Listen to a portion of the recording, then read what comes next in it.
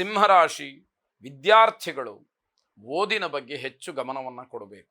ಮಾನಸಿಕವಾದಂತಹ ಚಾಂಚಲ್ಯ ಅದು ಸ್ವಭಾವ ಅಥವಾ ಗುಣಲಕ್ಷಣ ಅದು. ಆದರೆ ಅದನ್ನು ಕೇಂದ್ರೀಕರಣ ಮಾಡಿ ವಿದ್ಯೆಯ ಬಗ್ಗೆ, ಅಭ್ಯಾಸದ ಬಗ್ಗೆ ಹೆಚ್ಚು ಗಮನವನ್ನು ಕೊಟ್ಟಾಗ ಇವತ್ತು ಪಡತಕ್ಕಂತಹ ಶ್ರಮ ಅಥವಾ ಇವತ್ತು ನಿಮ್ಮ ಪರಿಶ್ರಮ ಏನಿದೆ ಅದು ಮುಂದಿನ ದಿನಮಾನದಲ್ಲಿ ಉತ್ತಮವಾದಂತಹ ಫಲವನ್ನು ನಿರೀಕ್ಷೆ ಮಾಡೋದಕ್ಕೆ ಸಹಾಯಕವಾಗುತ್ತೆ ಅಂತ ಹೇಳಬೇಕು.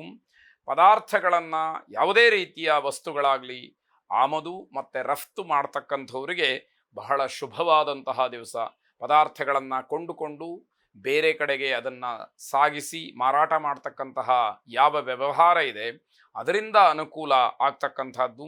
ಹೊಸ ವಾಹನ ಖರೀದಿಯನ್ನು ಮಾಡಲಿಕ್ಕೆ ಯೋಗ ಇದೆ. ಆದರೆ ನಿಮ್ಮ ವ್ಯವಸ್ಥೆಯನ್ನು ನೋಡಿಕೊಂಡು ಮುಂದಾಗ್ತಕ್ಕಂಥದ್ದು ಒಳ್ಳೆಯದು. ದಿನ ಶುದ್ಧವಾಗಿದೆ ಅಥವಾ ನನಗೆ ಅನುಕೂಲವಾಗಿದೆ ಅಂತ ಹೇಳಿ ನಿಮ್ಮ ಸಾಮರ್ಥ್ಯಕ್ಕೆ ಮೀರಿದಂತಹ ವ್ಯವಹಾರಕ್ಕೆ ಕೈ ಹಾಕುವಂಥದ್ದು ಒಳ್ಳೆಯದಲ್ಲ ಅನ್ನುವಂಥದ್ದು. ಪ್ರಾಮಾಣಿಕವಾದಂತಹ ಪ್ರಯತ್ನ ಇದ್ದರೆ ಖಂಡಿತವಾಗಿ ನಿಧಾನವಾಗಿ ಆದರೂ ಕೂಡ ಒಳ್ಳೆಯ ಫಲಗಳನ್ನು ನಿರೀಕ್ಷೆ ಮಾಡಬಹುದು ಅಂತಕ್ಕಂಥದ್ದು. ಯಾವ ದೇವರಲ್ಲಿ ನಿಮಗೆ ಒಂದು ರೀತಿಯ ಪ್ರೀತಿ, ಭಕ್ತಿ, ನಂಬಿಕೆ ಇದೆಯೋ ಆ ದೇವರನ್ನು ವಿಶೇಷವಾಗಿ ಪ್ರಾರ್ಥನೆ ಮಾಡಿ, ನಿಮ್ಮ ಗುರು ಹಿರಿಯರನ್ನು ವಿಶೇಷವಾಗಿ ಗೌರವಿಸಿ ನಿಮ್ಮ ಕೆಲಸದಲ್ಲಿ ಯಶಸ್ಸನ್ನು ಹೊಂದಿ. ಶುಭವಾಗಿ. ಕನ್ಯಾ ರಾಶಿ, ನೀವು ಎಲ್ಲಿ ಉದ್ಯೋಗವನ್ನು ಮಾಡ್ತೀರೋ ಅಥವಾ ಎಲ್ಲಿ ವ್ಯವಹಾರವನ್ನು ಮಾಡ್ತೀರೋ, ಎಲ್ಲಿ ಕೆಲಸ ಮಾಡ್ತೀರೋ ಅಲ್ಲಿ ಯಾರನ್ನೂ ಕೂಡ ನಿರ್ಲಕ್ಷ್ಯ ಮಾಡಬೇಡಿ. ಕಾರಣ ಏನು ಅಂತಂದರೆ ನಿಮ್ಮ ಕೆಲಸಕ್ಕೆ ಪ್ರತಿಯೊಬ್ಬರ ಸಹಾಯ ಸಹಕಾರ ಅಂತಕ್ಕಂಥದ್ದು ಬೇಕಾಗುತ್ತೆ. ಯಾರನ್ನಾದರೂ ನಿರ್ಲಕ್ಷ್ಯ ಮಾಡಿದರೆ ಅದು ನಿಮ್ಮ ಕೆಲಸಕ್ಕೆ ಆಪತ್ತನ್ನು ತಂದಿಡ್ತಕ್ಕಂಥದ್ದಾಗುತ್ತೆ. ವಿದ್ಯಾರ್ಥಿಗಳು ಓದು ಬರಹ ಮತ್ತು ತಮ್ಮ ಕೈಂಕರ್ಯದಿಂದ ತುಂಬ ಆಯಾಸವನ್ನು ಹೊಂದತಕ್ಕಂಥದ್ದಿದೆ. ಆದರೆ ಅದು ನಿಮ್ಮ ಕರ್ತವ್ಯ ಅಂತಕ್ಕಂತಹ ಭಾವನೆ ಇದ್ದಾಗ ಅದು ಯಾವುದೂ ಕೂಡ ನಿಮಗೆ ಕಾಣದೇ ಇರತಕ್ಕಂತಹದ್ದು. ಸಮಾಜಕ್ಕೆ ಉತ್ತಮವಾದಂತಹ ಸಂದೇಶವನ್ನು ನೀಡೋದ್ರಿಂದ ನೀವು ಯಶಸ್ಸನ್ನು ಮತ್ತೆ ವಿಶೇಷವಾದಂತಹ ಗೌರವವನ್ನು ಹೊಂದುತ್ತೀರಿ ಅಂತಕ್ಕಂಥದ್ದು. ತುಂಬ ದಿವಸದಿಂದ ಆರೋಗ್ಯದಲ್ಲಿ ಏನಾದರೂ ವ್ಯತ್ಯಯಗಳಿದ್ದರೆ ಅಂಥವರಿಗೆ ಸ್ವಲ್ಪ ಸಮಸ್ಯೆ ಇದೆ ಅಂತಕ್ಕಂಥದ್ದು ಗೊತ್ತಾಗುತ್ತೆ. ತುಂಬ ಎಚ್ಚರಿಕೆಯಿಂದ ಇರಬೇಕಾದಂತಹ ದಿವಸವಾಗುತ್ತೆ. ಮಹಾವಿಷ್ಣುವನ್ನು ಪ್ರಾರ್ಥನೆ ಮಾಡಿ. ಶುಭವಾಗಿ. ತುಲಾರಾಶಿ, ಕ್ರೀಡಾಪಟುಗಳಿಗೆ, ಸಾರ್ವಜನಿಕ ವಲಯದಲ್ಲಿ ಕೆಲಸ ಮಾಡ್ತಕ್ಕಂಥವ್ರಿಗೆ ನೀವು ಹಿಂದೆ ಮಾಡಿದಂತಹ ತಪ್ಪಿನಿಂದ ನಿಮಗೆ ಹಿನ್ನಡೆಯಾಗತ್ತೆ. ಜನ ನಿಮ್ಮನ್ನು ಅಗೌರವಿಸ್ತಾರೆ. ಯಾರೂ ಕೂಡ ನಿಮ್ಮ ಮಾತಿಗಾಗಲಿ ನಿಮ್ಮ ನಡೆಗಾಗಲಿ ಗೌರವವನ್ನು ಕೊಡದೇ ಇರತಕ್ಕಂಥದ್ದಾಗತ್ತೆ. ಅದು ಸ್ವಯಂಕೃತ ಅಪರಾಧ ಅಂತ ಹೇಳಿ ಅನ್ನಿಸ್ಕೊಳ್ಳುತ್ತೆ ಎನ್ನುವಂಥದ್ದು. ಅವಕಾಶದಿಂದ ವಂಚಿತರಾಗ್ತೀರಿ. ಎಚ್ಚರಿಕೆಯನ್ನು ವಹಿಸಬೇಕು.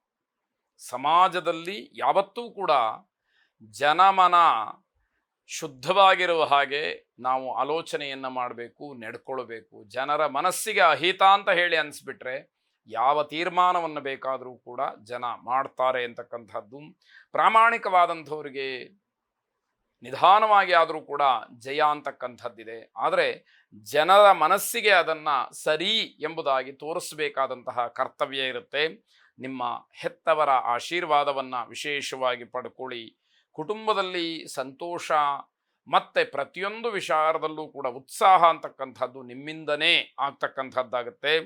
ಆದರೆ ದಿನೇ ದಿನೇ ಶತ್ರುಗಳು ಹೆಚ್ಚಾಗ್ತಾ ಹೋಗ್ತಾರೆ. ಅದರ ಬಗ್ಗೆ ಎಚ್ಚರಿಕೆ ಇರಲಿ. ವಿಶೇಷವಾಗಿ ರಾಜರಾಜೇಶ್ವರಿಯನ್ನು ಪ್ರಾರ್ಥನೆ ಮಾಡಿ. ಶುಭವಾಗಿ. ವೃಶ್ಚಿಕ ರಾಶಿ, ಕಾರ್ಯಕ್ಷೇತ್ರದಲ್ಲಿರತಕ್ಕಂತಹ ಸಮಸ್ಯೆಗಳನ್ನು ನಿಧಾನವಾಗಿ ಪರಿಹರಿಸ್ತಕ್ಕಂತಹ ಒಂದು ಪ್ರಯತ್ನ ನಿಮ್ಮಿಂದ ನಡೀಬೇಕಾಗತ್ತೆ. ಹಿರಿಯ ಅಧಿಕಾರಿಗಳ ಬೆಂಬಲ ನಿಮಗೆ ಸಿಕ್ಕಬಹುದು. ಆದರೆ ನಿಮ್ಮ ಪ್ರಯತ್ನ ಎಲ್ಲಿ ಸರಿಯಾಗಿರೋದಿಲ್ವೋ ಆಗ ದೊಡ್ಡವರ ಸಹಾಯವಾಗಲಿ, ಸಹಕಾರವಾಗಲಿ, ಬೆಂಬಲವಾಗಲಿ ಯಾವುದೂ ಕೂಡ ಕೆಲಸಕ್ಕೆ ಬರುವುದಿಲ್ಲ ಅಂತ ಅರ್ಥ. ಮನೆಯನ್ನು ನವೀಕರಿಸ್ತಕ್ಕಂತಹ ಯೋಗ ನಿಮಗೆ ಬರುತ್ತೆ. ಅಂದರೆ ಹೊಸದಾಗಿ ಮನೆಯನ್ನು ಕಟ್ಟಬೇಕು, ಇರತಕ್ಕಂತಹ ಮನೆಯನ್ನು ವಿಸ್ತರಿಸ್ಕೊಳ್ಬೇಕು, ಈ ರೀತಿಯ ಆಲೋಚನೆಗಳು ಬರುವಂಥದ್ದಾಗತ್ತೆ. ಶತ್ರುಗಳ ಮೇಲೆ ನಿಮ್ಮ ಹಿಡಿತ ಹೆಚ್ಚಾಗುವಂಥದ್ದು. ಅಂದರೆ ಶತ್ರುಗಳಿಗೆ ವಿರುದ್ಧವಾಗಿ ಹೋರಾಟವನ್ನು ಮಾಡಿ ಅದರಲ್ಲಿ ಜಯಸಾಧನೆಯನ್ನು ಮಾಡ್ತೀರಿ ಅಂತಕ್ಕಂತಹದ್ದು.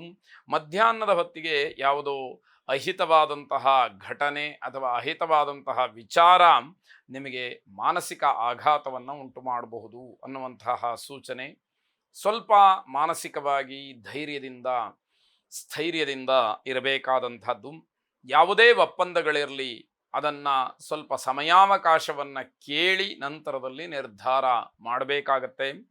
ಯಾವುದೇ ವ್ಯವಹಾರದಲ್ಲಿ ಮಧ್ಯಸ್ಥಿಕೆಯನ್ನು ವಹಿಸಬೇಡಿ. ಅದು ನಿಮ್ಮ ಯಾವುದೋ ಒಂದು ದೌರ್ಬಲ್ಯಕ್ಕೆ ಅಥವಾ ನಿಮ್ಮಲ್ಲಿರ್ತಕ್ಕಂತಹ ಒಂದಷ್ಟು ಗೌಪ್ಯವಾದ ವಿಚಾರಕ್ಕೆ ಅದು ಮಾರಕವಾಗುತ್ತೆ ಅಂತ ಹೇಳಬೇಕಾಗತ್ತೆ. ಹನುಮಾನ್ ಚಾಲೀಸವನ್ನು ವಿಶೇಷವಾಗಿ ಪಠನೆ ಮಾಡಿ. ಶುಭವಾಗಿ.